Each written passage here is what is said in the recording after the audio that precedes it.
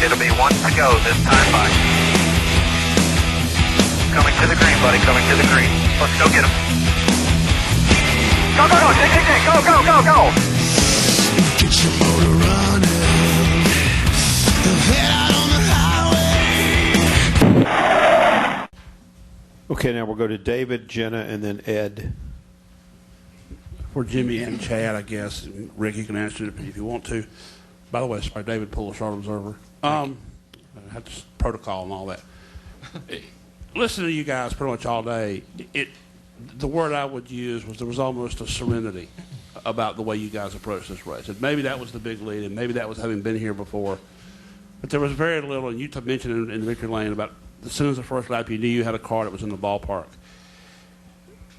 You talked very much about the first championship, about how just nervous you were and how last year was different.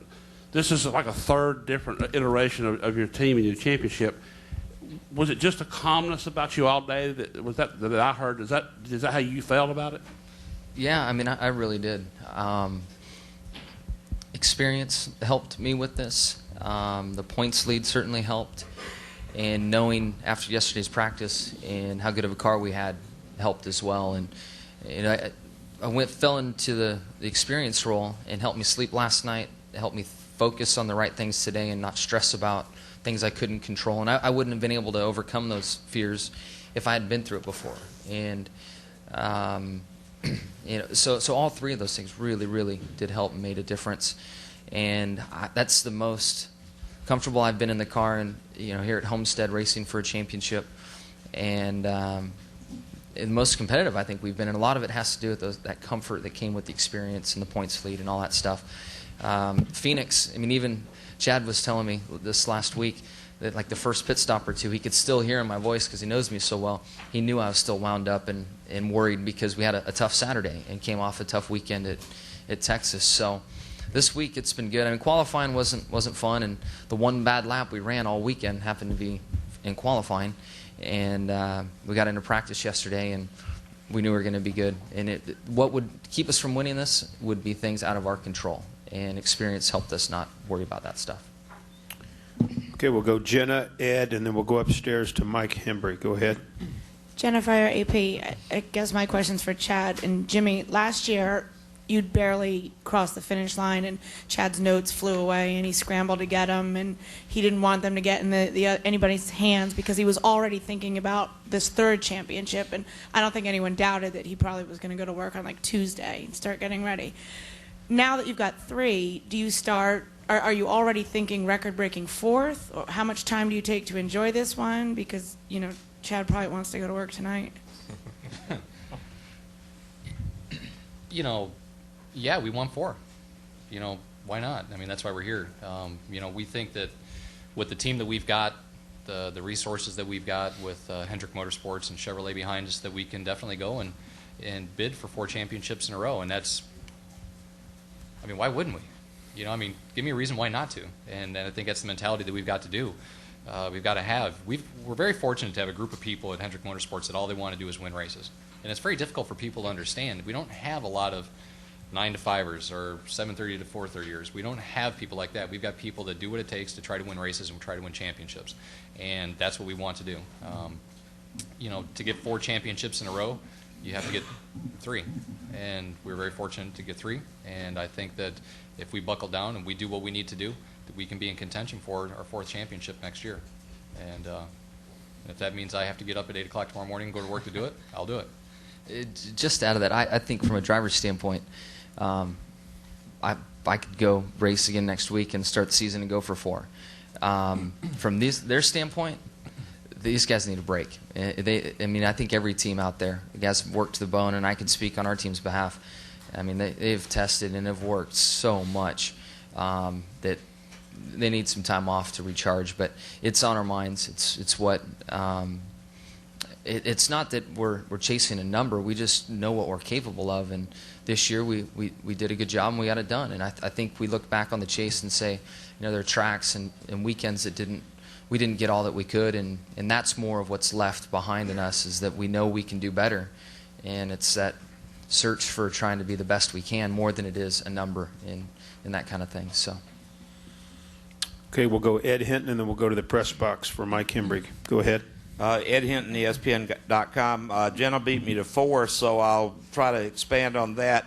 Darrell Waltrip said the other day, for both of you, and also if Rick could sort of give his overview of what he thinks of this. Darrell Waltrip said that if they keep harmony, they could just about go on forever, that there's no reason they couldn't win 4 or 5.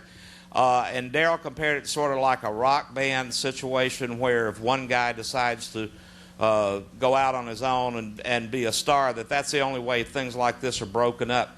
Could y'all talk about your bond and your harmony? And Rick, could you talk about just how permanent you think that can be for them? Yeah, Rick, how permanent could it be, buddy? Pretty hard to do with Chad. No, I'm just kidding. Jeez. We had to hit him one time. No, I think I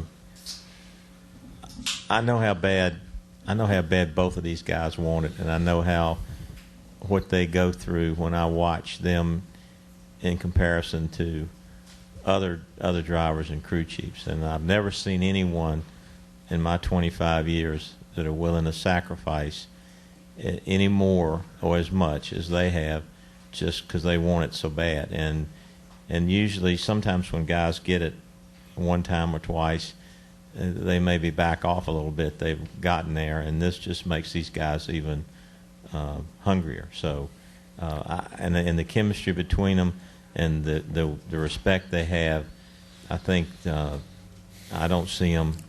I hope that there's nothing in the future that would separate them, and I think I agree with Darrell. As long as they have this burning desire with their talent, that they'll be a force every single year. I will go upstairs to Mike Hembrick, and then come back down to David Newton, and then Sarah Rothschild. Go ahead. Mike Hembrick, NASCAR scene. Jimmie, you mentioned earlier about constantly striving to be the best you can be. And I know you don't think you're perfect, but how close are you to being the best you can be after these 3 seasons? There's still always room for improvement, and I don't think that any driver can ever say they had the perfect season or the perfect race. I guess maybe when you do think that you've accomplished that, it's time to do something else. Maybe the hunger's gone at that point, but there's so many things that go on the track,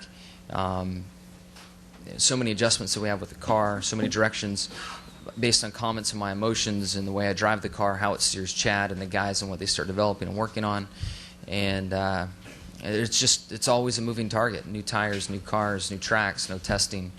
I mean, it just never ends. So I don't think you ever quit learning how to do a better job as a driver or as a crew member in today's world of racing. You can't stop. And the day that desire fades and you aren't willing to put in the time and the work for that, that's I think when it goes away. And that's what I'm so excited about when I look in my guys' eyes out there on that stage. They're ready to go racing. They want to do it again. That's something special and something you can't put together. It's just we've just been fortunate to have the right guys and the right leadership and the right support to bring the best out of all of us, and we're on a roll. I will go David Newton right here. We need a mic down here for David, then Sarah Rothschild and Kenny Bruce.